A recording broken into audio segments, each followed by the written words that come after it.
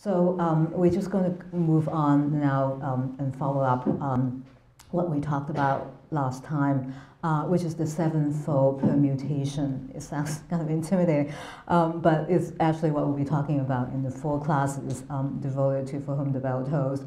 And last time we talked a lot about the voluntary versus involuntary association, including the idea of the involuntary foreigners, right? That both Americans and the Spanish actually can be involuntary foreigners. The Americans in the simple fact that they don't have perfect command of the language, and also that they are recognizable as foreigners, as outsiders in that community. But the Spanish can also be outsiders in their own community because of 2 things, because of the print illiteracy and because of the technological illiteracy. So in those 2 ways, they are both stuck with a kind of involuntary association. Today we'll move on to the next way to configure the contents of For Whom the Bell Tolls. And I'd like to think of it as a very sustained structure. Hemingway is a writer who actually keeps, not only starts out with a pattern, but keeps elaborating on that pattern. So in many ways, it really is a kind of a musical structure, theme and variation. And the paradigm of distant home versus on-site environment, that actually is a theme and variation almost throughout the entire For Whom the Bell Tolls. And plugged into that is a kind of play between the comic and the tragic. But really the dominant theme today would be the relation between distant homes and on-site environment. So I have 7 candidates for the distant homes. One is in Paris, which is very odd because, you know, already we're in the foreign countries to American readers, Spain. But there's yet another foreign country, France, and especially Paris, which makes a cameo appearance. And then there are 5 locations, both spatial locations and temporal locations in the United States that are the distant homes for Robert Jordan. So we'll talk about why each of them is invoked and the relation between that distant home and the immediate Spanish setting. But first of all, Paris.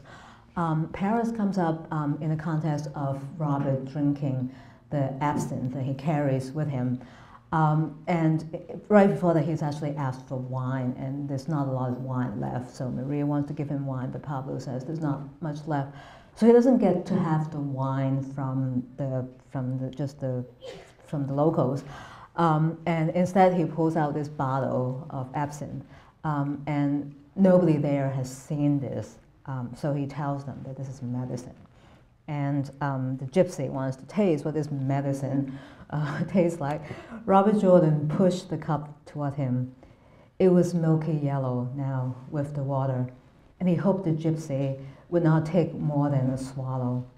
And this was very little of it left, and 1 cup of it took the place of the evening papers, of all the old evenings in cafes, of all the chestnut trees that would be in bloom now in this month, of the great slow horses of the outer boulevards, of bookshops, of kiosks, and of galleries of the Parc Monceau, of the Stade Buffalo, of the Butte Chaumont, of the Guarantee Trust Company, and the Ile de la Cité, of Foyot's old hotel, and of being able to read and relax in the evening, of all the things he had enjoyed and forgotten, and that came back to him when he tasted that opaque, bitter, tongue-numbing, brain-warming, stomach-warming, idea-changing liquid alchemy.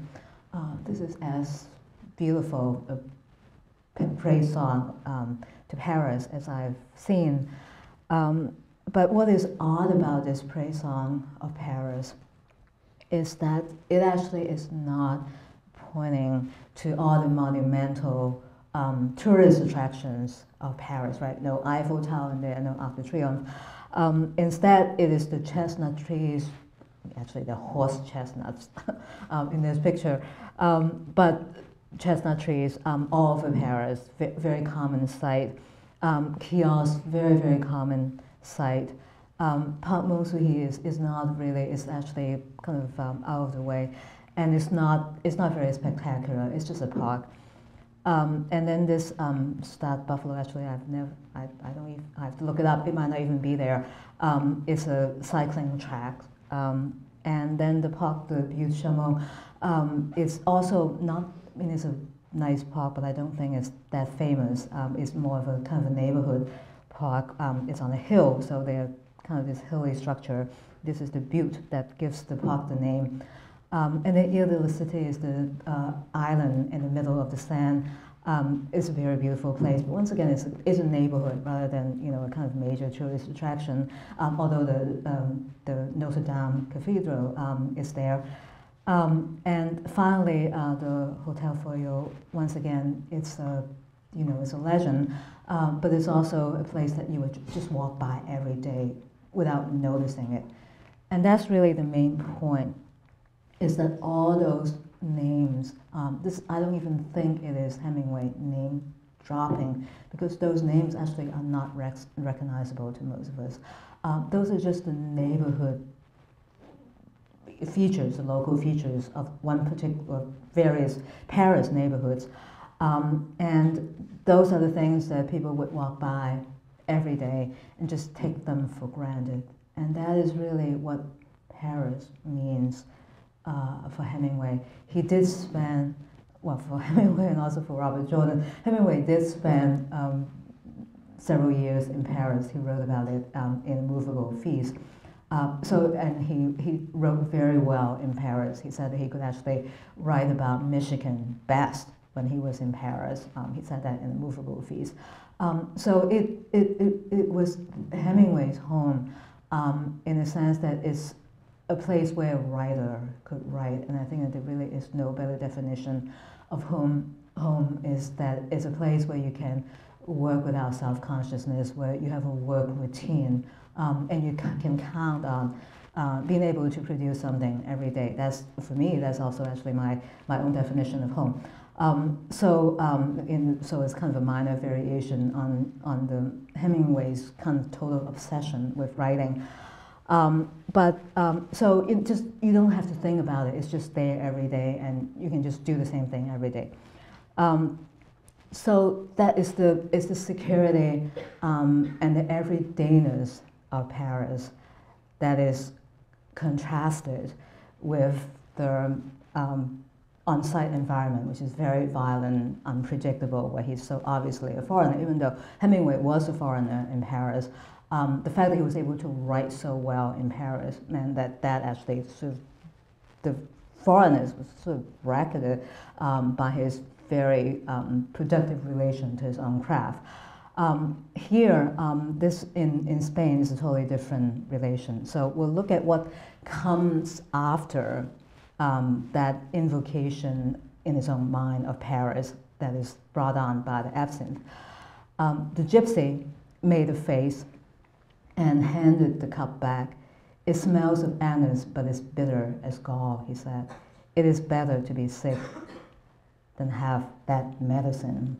That's the wormwood, Robert Jordan told him. In this, the real absinthe, there is wormwood. It's supposed to rot your brain out, but I don't believe it. It only changes the ideas. You should pour water into it very slowly, a few drops at a time, but I poured it into the water. What are you saying? Pablo said angrily, feeling the mockery. Explaining the medicine, Robert Jordan told him and grinned. I bought it in Madrid. It was the last bottle, and it's lasted me 3 weeks. He took a big swallow of it and felt it coasting over his tongue in delicate anesthesia. He looked at Pablo and grinned again. So we've seen how aggressive the locals can be when it comes to hopping on cashkin, right? And you know, this foreigner, just like Robert, rare name, dead, who works the explosive. The aggression from the locals is very well matched by what I would say is the sort of the good-natured aggression, but nonetheless aggression on the part of Robert. These people know nothing about Paris. They've never been outside of Spain. They've never been outside of the local community. So it seems that some of them, many of them, have never been to Madrid even, because these are the local guerrillas. They are, very much, they stay put in their own small community. So even Madrid is in many ways a foreign country to them. And Robert Jordan, the American, knows Paris. He knows the capital of Spain. He knows this liquor that they've never tasted, and he's fooling them into thinking that it's medicine. And he's bought the last bottle of absinthe in Madrid. So all of this, just like the print illiteracy that he comes upon, that he just discovers without meaning to, this is actively highlighting the fact that he is much more a man of the world than they are, and there's no competition, right? I mean, this is a very well-traveled man just by the nature of what he's doing. He's well-traveled. And these people are completely rooted in their own environment, although I should say that it is an entirely open question by the end of the novel, which is the better fate, whether it's the well-traveled person who has a better future, or whether it's actually people who are rooted in the environment who have a better future. I think it's very much an open question by the end of the novel. At this moment, though, this is the moment when Robert has his little victory over the locals. He's just able to show them all the things, highlight, dramatize to them all the things that he knows that they don't know. So the first invocation of A Distant Home has the effect, actually, of bringing out an edge, to say the least, and Pablo certainly recognizes that. An edge, a tension between Robert and the locals who are otherwise his comrades. They're on the same side of the war. It has a funny effect on both sides. It does something to Robert, it does something to the locals.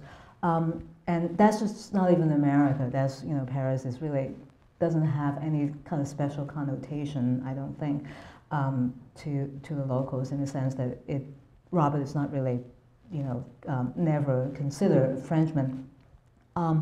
But when it comes to the invocation of the United States, it's a different story. They all know that, that's something that he has a relation to.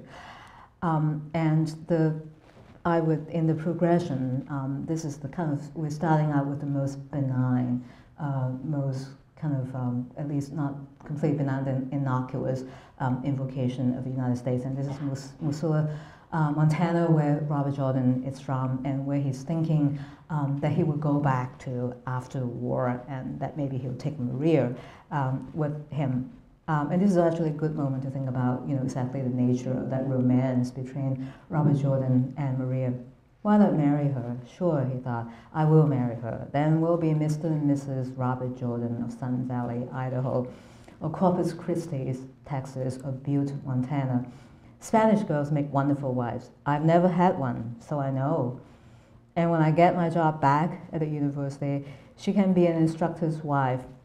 And when undergraduates who take Spanish 4 come in to smoke pipes in the evening and have those so valuable informal discussions about Quevedo, Lope de Vega, Galdós, and other always admirable dead, Maria can tell them about how some of the blue-shirted crusaders for the true faith sat on her head while others twisted her arms and pulled her skirts up and stuffed them in her mouth. I began by saying that this is relatively benign, but in fact there's no such thing as a benign invocation of a distant home in Hemingway. It might start out, even from beginning to end, there's something very funny about the tone of that invocation. The first part of it is just a kind of, the first little bit of it about going back to, all the cities, the kind of the heartland of America. And then the particular job that he had, he was a professor at the university, teaching Spanish, and the kind of the joke about people coming in, informal discussions. I would say that actually is kind of a benign irony in the sense that we all tend to be ironic about things actually that we're quite attached to. I noticed yesterday, I was talking about a writer that I love, who writes about food, and I said, you know, she's cornered just 2 books out on food, and I said she's cornered the market on food writing, and the person I was talking to really looked at me. But I mean, I actually love this author, but that's just my way, you know, of not being too attached, you know, showing some critical distance. So the first part of the of that is just the kind of the typical professional irony. You know, towards something that you really actually do want to go back to and you know, have some yearning for. But in the midst of that,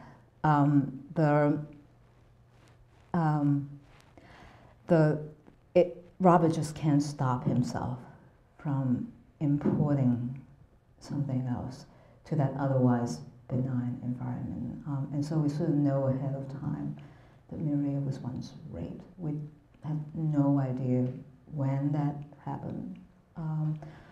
This is Hemingway's way of telling the story, giving bits and pieces of the story one at a time.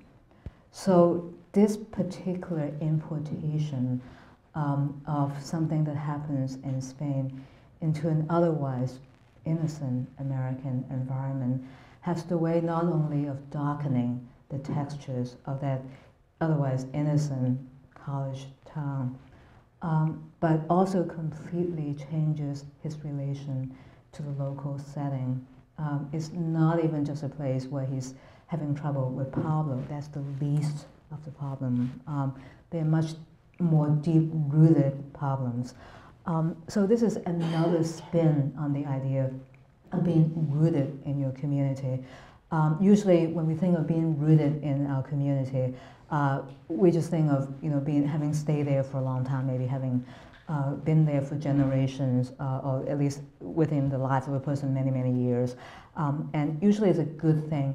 But there's another way in which being rooted in your environment means that all the dark episodes from the past are visited upon you, or all the old angers, old hatreds are constantly being reactivated, sometimes just in memory, and sometimes reenacted in the bodies of people who are otherwise young. Maria is a very young girl. But what is being visited upon her is not personal. It really has nothing to do with her. It's not, they don't mean to rape Maria. They're raping her as a symbol of something else. So this is the hazard of spending all your life and being rooted in one particular community, is that ancient angers can be inherited by people who are relatively young. So I would say this is the basic dynamics of the relation between the United States and Spain, is that there's a kind of a spillover in both directions, something very violent spilling over into the American context. And then we'll see another way in which the violence of the American context will spill over into the Spanish setting. This is actually, this is still a relatively benign instant, but again, something just not quite right. Yes, and talking about gypsies, and I should say that Hemingway actually is very kind of surprisingly far-sighted about the problem of the gypsies, and they're now called Roma, and it's a huge problem in the sense that the European Union is recognizing the fact that the Romas actually have always been oppressed by various national governments. So it's quite a big issue in Europe. And Hemingway, back in the when he was writing about the Spanish Civil War already, seemed to have caught on. Yes, and Salmo said, the gypsies believed the bear to be a brother of man. So also believed the Indians in America, Robert Jordan said. And when they kill a bear, they apologize to him and ask his pardon. Do you have any gypsy blood? No, but I have seen much of them, and clearly, since the movement, more. They are many in the hills.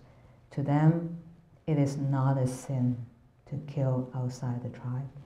They deny this, but it is true, like the Moors. Okay, so it is not a sin to kill outside a tribe. Usually, I mean, for most of us, I think, the injunction is against killing, period, right? So there's just no qualifying after that.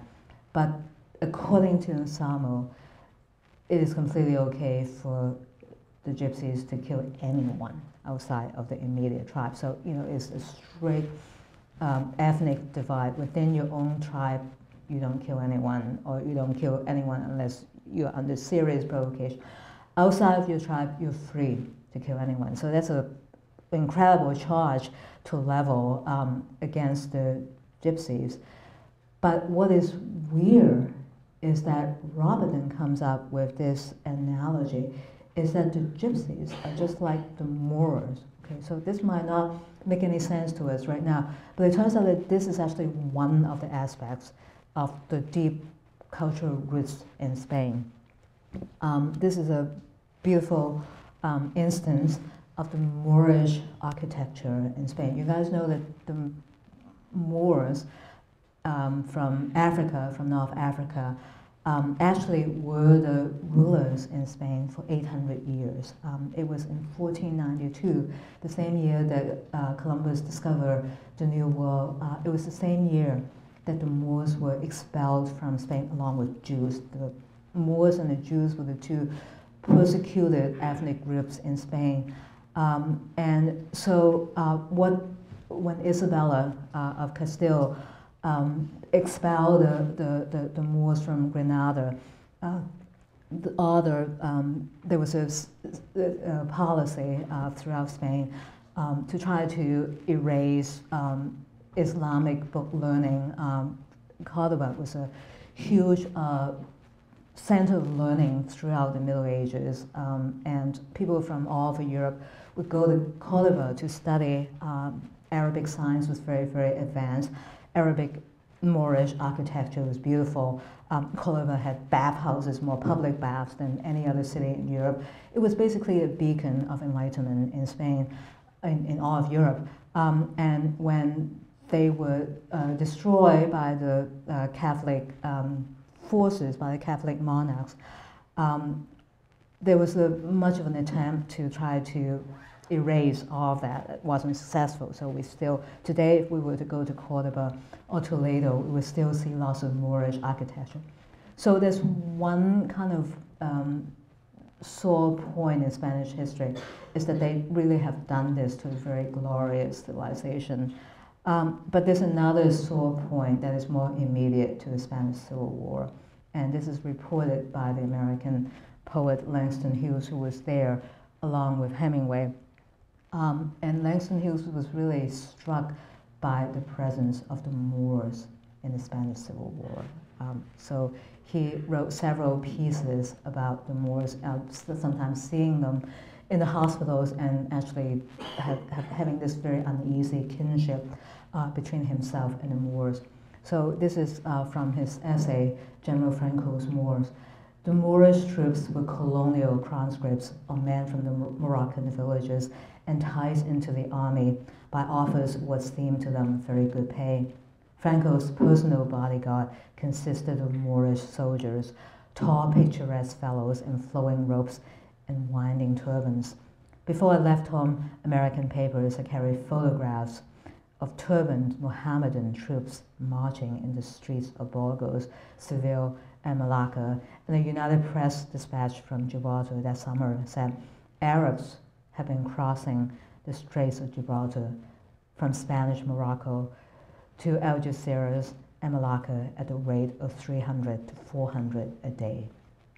General Franco intends to mass 50,000 new Arab troops in Spain.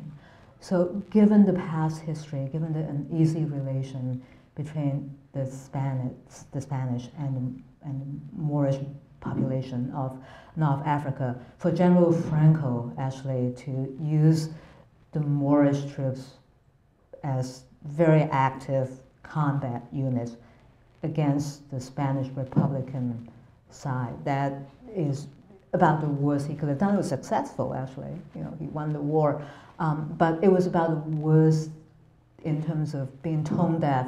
He was probably about as tone deaf as anyone could be, who won at the end. But that's what happened. And so there were indeed lots and lots of pictures of the Moors crossing over from Africa to Spain to fight the Spanish Republic. Here are his Moorish bodyguards, and the engage in more active combat. So to bring up the Moors, I don't even know if it's what motivates Robert to make that analogy between the Gypsies and the Moors. It couldn't really be just blindness or just carelessness. I think there's some intentionality in there. But it's sort of hard to know why he would want to bring up this very, very sensitive issue for the Spanish. So I think that, or we can say, is that it seems that it's very easy for an involuntary foreigner to say something that is wounding to locals, maybe without intending it to have the extent of the insult, the extent of the injury, that is actually the actual outcome of saying something like that. Robert probably had no idea that mentioning the Moors would create those kinds of connotations, those kind of just edginess on the part of his Spanish hearers, but that's what he's doing. So once again, a kind of spilling over, thinking about Native Americans with their own very uneasy history in the United States, thinking about Native Americans, thinking about Gypsies in Europe, and thinking about the Moors, three ethnic groups, all with uneasy histories behind them. And it is the invocation of all three of them in the same breath that makes that particular exchange especially uncomfortable, if not downright hurtful. But let's just look at a more serious instance of this kind of distant home being a kind of irritation to the immediate environment. So all of a sudden, out of nowhere, Robert Jordan suddenly starts talking about lynching in Ohio. This is completely uncalled for. This is in the context of talking about the execution of the fascists. And out of the blue, Robert just mentions this lynching that he was a witness to, and about the drunkenness, the effect of drunkenness of people in general. It is so, Robert Jordan said, when I was 7 years old and going with my mother to attend a wedding in the state of Ohio, at which I was to be the boy of a pair of boy and girl who carry flowers. Did you do that? Said Maria. How nice. In this town, a Negro was hanged to a lamp post and later burned. It was an arc light, a light which lowered from the post to the pavement. And he was hoisted, first by the mechanism which was used to hoist the arc light, but this broke. This is a bizarre description of lynching, to say the least. It's stuck in the middle of this long story about the execution of the fascists, and not only that, but it seems that much of the focus is on the mechanism of hoisting this person up who's about to be lynched, and on how unreliable this mechanism is, that it breaks once and then it has to be done all over again. So what we can say is that there's kind of a slightly out of focus nature to the invocation of the United States. The proper focus really ought to be on the act of lynching itself. Anyone telling the story, it would have been on the act of lynching. And instead, it is our focus so that it somehow is just focused on the mechanism of hoisting the person up. And I think it's a kind of a deliberate blurriness that suggests that this is really how the United States looks to the Spanish locals, that they can't get the focus right. It's somehow off. And that off focus is dramatized by Maria's response, which is completely inappropriate, shows the highest degree of ignorance. Well, she doesn't know what's coming, but just to say how nice. She has no idea. She's completely out of it. She doesn't get any of it. So the reference to the lynching might seem out of the blue to us reading For Whom the Bell Tolls right now, but lynching actually was a big issue all through the 1930s, even though the actual number of lynching had declined at that point. It was highlighted, it was brought to the public consciousness for a number of reasons. One is this very famous song that I think that you guys probably have heard, Billie Holiday's Strange Fruit, 1939. It's a great collaboration between a black singer and actually the songwriter was Jewish, Abel Meeropol. So this is one of the first instances of a black-Jewish collaboration resulting in this classic song in the jazz repertoire. But these are the lyrics of Strange Fruit. And you can see why that image would lead to those lyrics. Southern trees bear strange fruit, blood on the leaves, blood at the root, black bodies swinging in the southern breeze, strange fruit hanging from the poplar trees.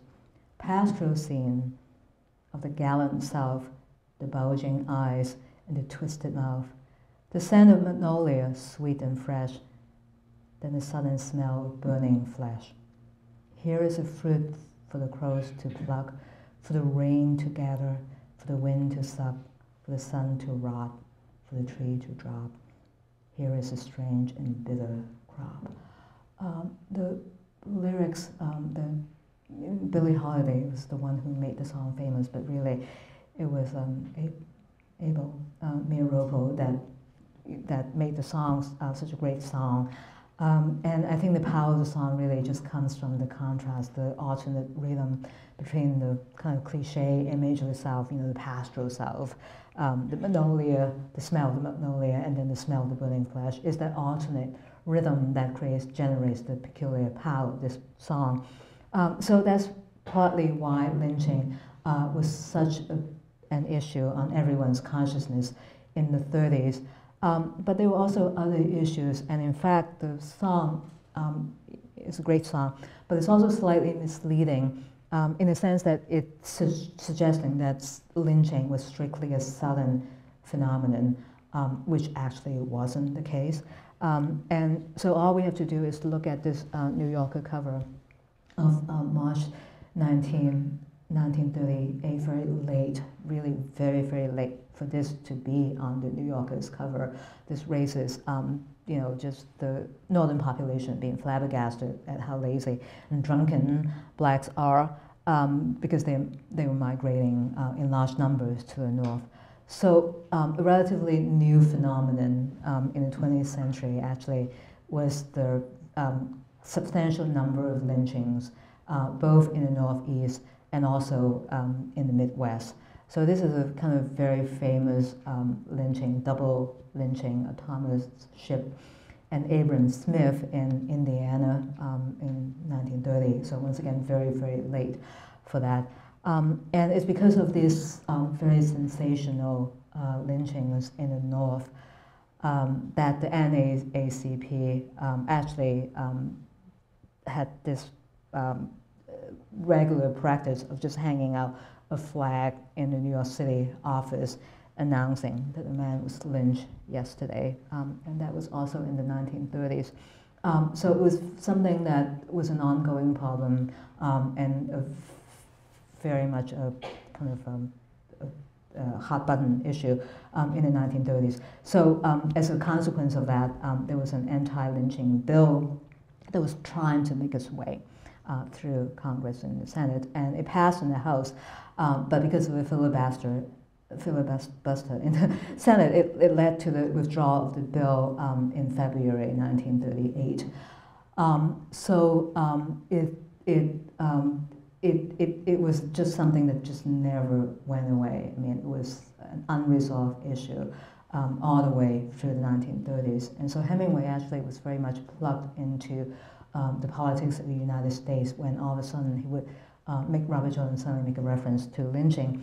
But just to go back, move away from that history of lynching in the United States, back to its impact on the Spanish environment. The response of Maria and Pilar to lynching in the United States is once again very odd. As I said, when they lifted the Negro up for the second time, my mother pulled me away from the window, so I saw no more, Robert Jordan said. But since I've had experiences which demonstrate that drunkenness is the same in my country, it is ugly and brutal.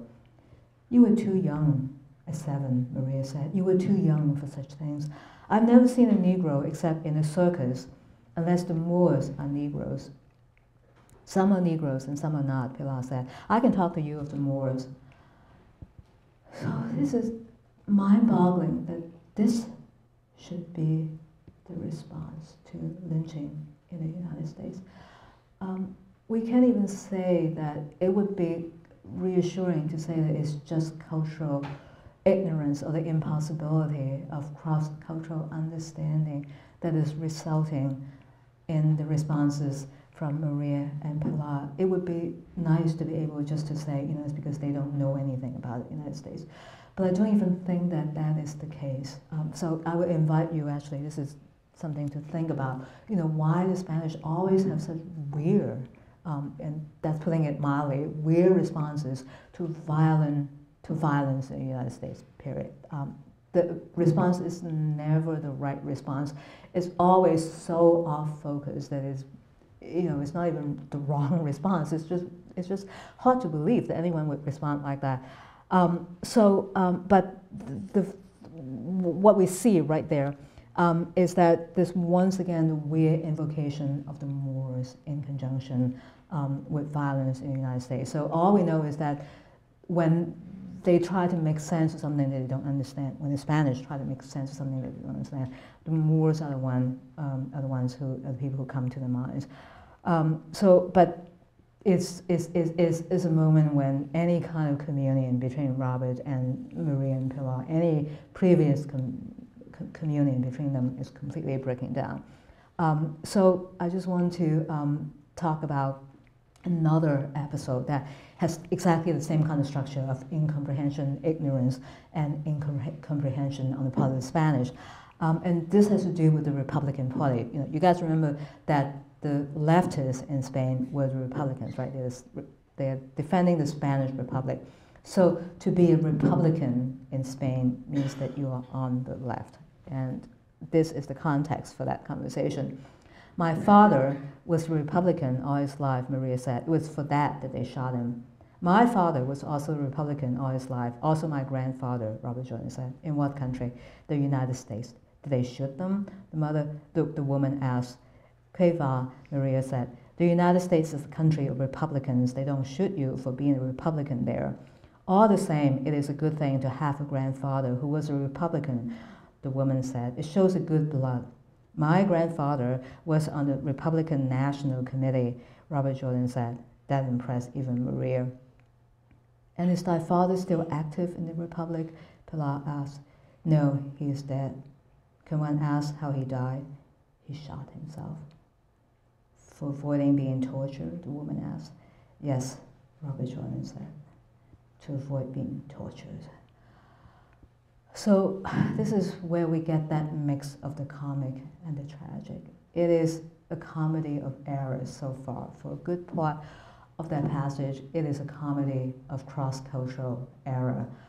Just not being able to wrap your mind around the fact that to be a Republican in the United States is a very different thing from being a Republican in Spain. So just not being able to, this is just a kind of the permanent blinders in the mind of Maria and Pilar. So if that were just the case, and if it were to go no further, that would just be a kind of comic, kind of almost moment of comic relief in Foam the Bell Tolls. But as is always the case with Hemingway in this particular novel, the comic suddenly morphs into something else without any warning. So all of a sudden, we get the detail about Robert Jordan's father shooting himself to avoid being tortured. And that can have only one meaning for the Spanish. It fits completely into the personal history of Maria. It fits completely into Pilar's understanding of political history in Spain. But right now we don't know why his father killed himself and what kind of torture he is talking about. So we have to wait a little longer to have that mystery clear up for us. And to have that mystery clear up, we actually have to go further into the past. So I've been talking about distant homes in terms just of spatial locations, but there's also a distant temporal home. It turns out that the 19th century is also a necessary home for Robert Jordan, especially the Civil War. It's almost the equivalent of Paris in terms of psychological need for that home. And it's not just any Civil War, but his grandfather's Civil War. And this is his moment of homecoming. This is the home that would receive him and shelter him. Remember something concrete and practical. Remember grandfather's saber, bright and well oiled in its dented scabbard, and grandfather show you how the blade had been thinned from the many times it had been to the grinders. Remember grandfather's Smith & Wesson. It was the single action officer's model, .32 caliber, and there was no trigger guard.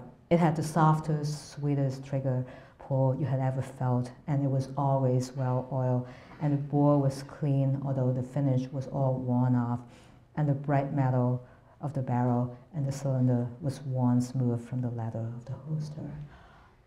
So this is like Hemingway's description of the trout fishing in our time, very, very clean, the smoothness, cleanness of their operation.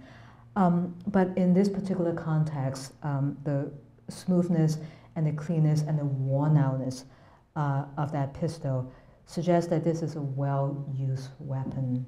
Robert Jordan's grandfather was a hero of the Civil War. His saber had been to the grinders numerous times because it has been, the blade had been so well used. So without saying anything, without using the word glory or heroic, any comparable adjective, Hemingway gives us the sense that the Civil War was the heroic moment, was the high point in the history of Robert's family. And it was very much vested in his grandfather. And at that point, it has receded. It has to recede. It has to be receded into the past. It belongs to the 19th century. But Robert Jordan wants to activate it over and over again, bring it up to the 20th century, because he needs that. And we know why he needs to bring the 19th century back on the next page, when we know what happens to that pistol. Then after your father has shot himself with the pistol, and you had come home from school, and they had a funeral, the coroner had returned it after the inquest saying, Bob, I guess you might want to keep the gun. He climbed, okay, I should just stop and clarify that this is something we'll be talking about. Actually, the narrative switches from second person pronoun, Robert Jordan addressing himself as you. So that's you is Robert Jordan, and then it switches back to the third person.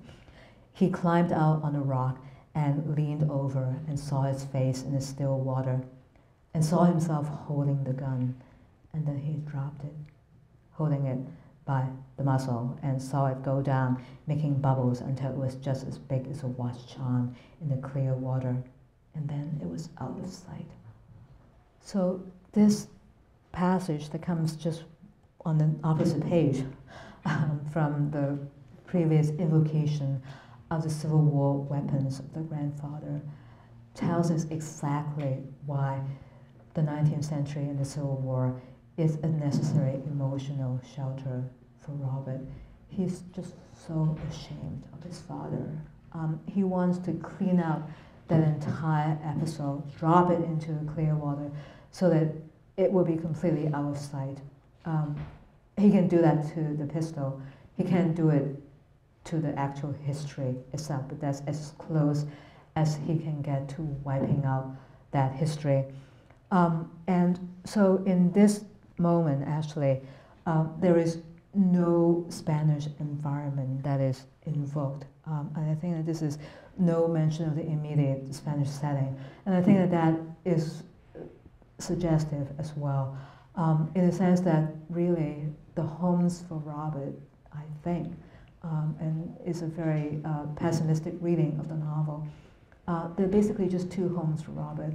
One is the Paris of the evening papers and the chestnut trees, and the other home for him is a home that never was a home that was in his lifetime, but a home that he can inherit vicariously through his grandfather, and that is the American Civil War as his spiritual home, because this is the one place where he has affirmation of himself, that he's not ashamed of himself, not ashamed of his family history.